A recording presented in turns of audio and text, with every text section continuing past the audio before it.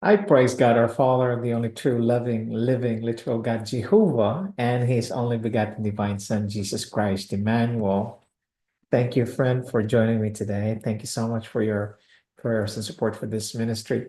It is a joy to share with you today what is happening in the General Conference Corporation of the Seventh-day Adventist Church.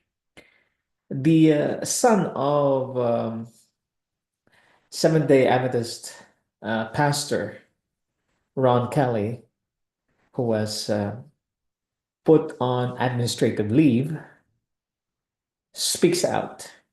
And I can also share my little insight and experience with Illinois Conference, Michigan Conference, and Illinois Conference, part of the Lake Union territory, was the field that I labored as a senior pastor of Hinsdale Filipino American Seventh-day Adventist Church. So I am very familiar with what is happening, and I could relate to the expressions and to the public outcry and the letter of the son of former pastor of the village SDA church. So I would like to share with you the public post of David Kelly. He is the son of Ron Kelly. Now, remember, Ron Kelly is a Trinitarian, and he was a full-time employee, just like me when I was Trinitarian and a full-time employee. And the only difference between me and Ron Kelly is that he remained in the church, and I speak against the error of the Trinity doctrine. Nevertheless, I'm also a son, and I have a son. So this post by David Kelly is worth reading to enlighten the people inside the Seventh-day Adventist Church what's going on with the church inside the churches. My Father in heaven, I thank you and I praise you that I could speak today freely and I can give my own insights. I pray for your people who are confused and those people that are looking for answers. I pray that your spirit will truly revive your people to come out of the error and to honor the legacy of the pioneers. I pray in the name of your Son, through your Son, Jesus Christ. Amen. As I've said, Ron Kelly has a different um, road as I took a different path. I took the path of the pioneers. So David Kelly, his son, wrote a letter about my dad, Pastor Ron Kelly, getting fired. He posted to the people first, to Jim Mischief and the Michigan Conference of Seventh-day Adventists second. So he posted here for people to read and come up with their own conclusion. The only thing necessary for the triumph of evil is for a good man to do nothing. It's a good quote, and in fact, it is truthful. I don't want that to be me, so here I am with you now. I intend to be as respectful as possible in this letter, but I'm not going to mince words. Beating around the bush helps no one.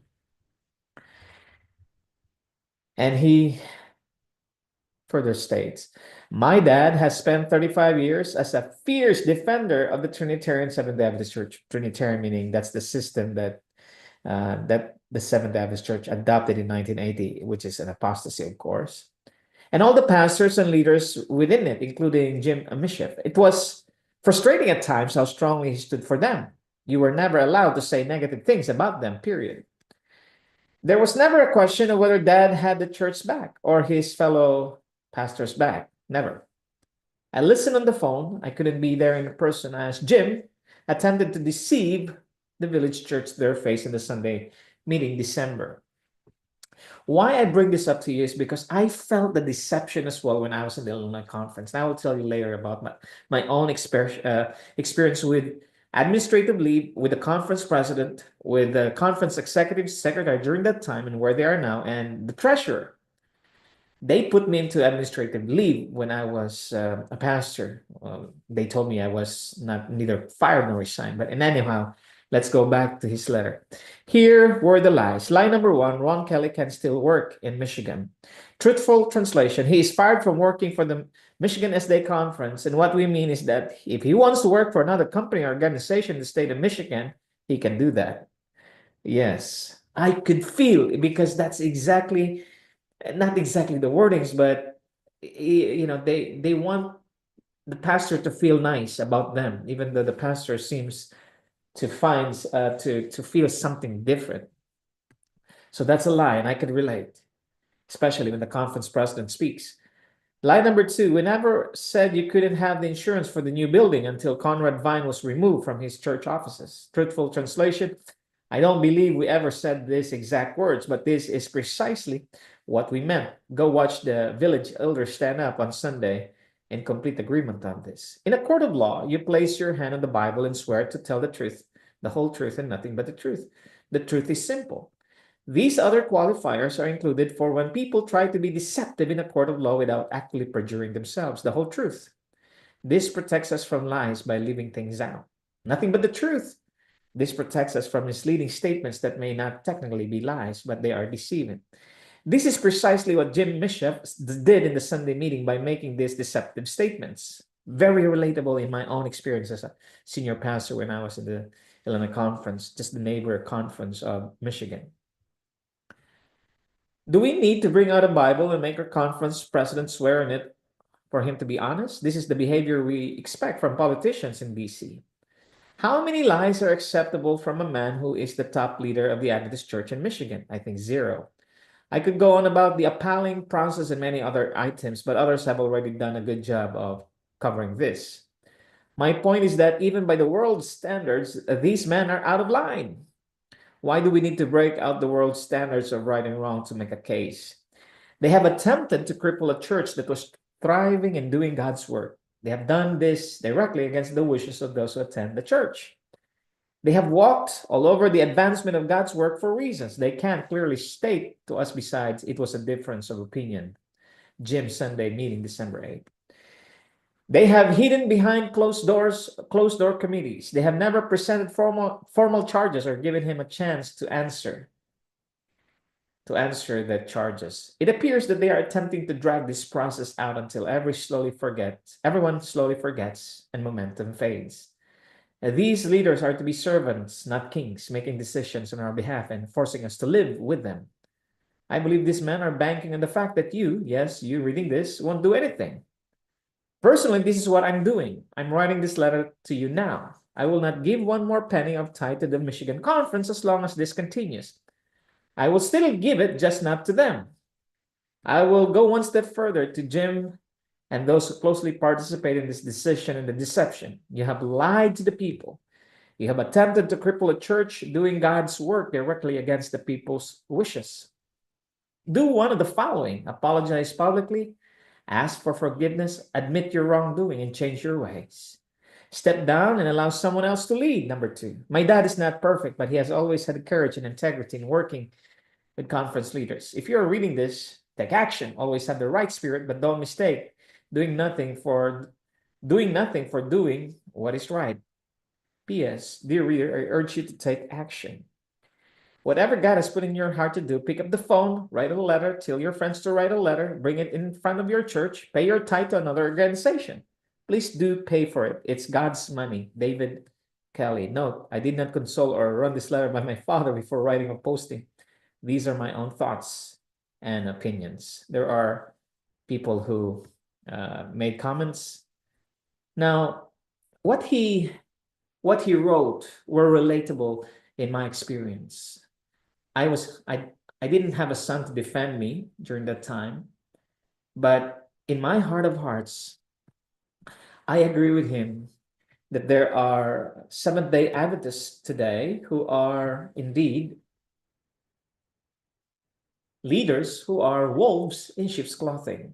You see, friends, let me now tell you what happened to me a little bit. I have my testimony. I was called after my first sermon of the year 2017 because I decided to bring my church to um, in a journey with Steps to Christ by Ellen G. White for the whole year 2017. I had no idea of the Trinity controversy. I heard about them, but I defend the Trinity teaching of the church because I was working for the conference. I heard about the offshoots and reform, but I never heard about the One True God movement that was brewing during that time, 2017. And so after my sermon, I was called by the administrators. Ray Pichette was the president during that time, and he is here. Right now, he is in Florida. He is Dr. Raymond R. Pichette, has faithfully spent more than 40 years in Christian ministry, serving both at the local church and administrative levels. He has worked here at East Pasco Adventist Church for over 4 years. I know his wife, Yvonne, a little bit. They have been married for more than 40 years. He has served as a pastor of IFAC for several years, both Ray and Yvonne being part of the wonderful church family. So this was Ray Pichette, my president during the Illinois conference. And his executive secretary was Ron Aguilera. Now, Ron Aguilera is the executive pastor of this uh, church called Crosswalk Redlands, one of the churches that I call apostate, left-wing liberal. So this is Ron Aguilera, the one who spoke to me. He is now with Crosswalk. And then there's that treasurer, Michael Dong, who was witnessing. They told me just plainly they have to move me to Southern California Conference. And I did not ask for question. The deception was, I thought I will be continuing in transition. But the fact of the matter is, I don't have a place in Southern California. They want to put me in a crack so that I could not be any more useful in the ministry.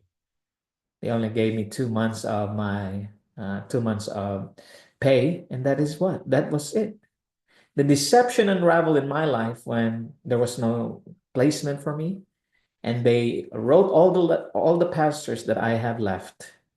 You see, the deception in the conferences are real as what is happening now in Michigan. I don't know in the other conferences, but I know the leaders there are driven by different motives, by money consideration, budget consideration, hiring and firing considerations, membership and baptism, because the pressure is so intense from the top to produce, to perform, to have the appearance that the Seventh Adventist Church is growing by leaps and bounds.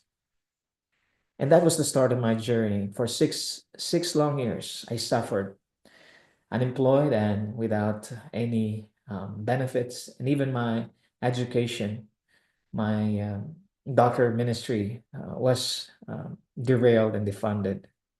And that started me with a journey to challenge myself to answer the question, why? But that why became the question of who is God and who is Jesus Christ. Friends, the deception is real in the Seventh Adventist Corporation because they have changed the religion. Number two, the Seventh Adventist Church leadership had sided with the government. Number three, their desire is for money and for membership to have more wealth and power and influence. It's not about the second coming of Christ. It's about their position, their continuation in their own in this existence, in their own comfortable lives. What happened to Ron Kelly, now former pastor, is sad.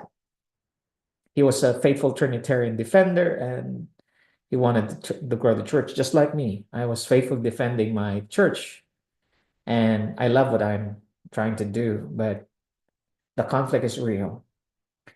The leaders of the church are now the ones who are lording it over, not only employees, but also the sheep of the flock.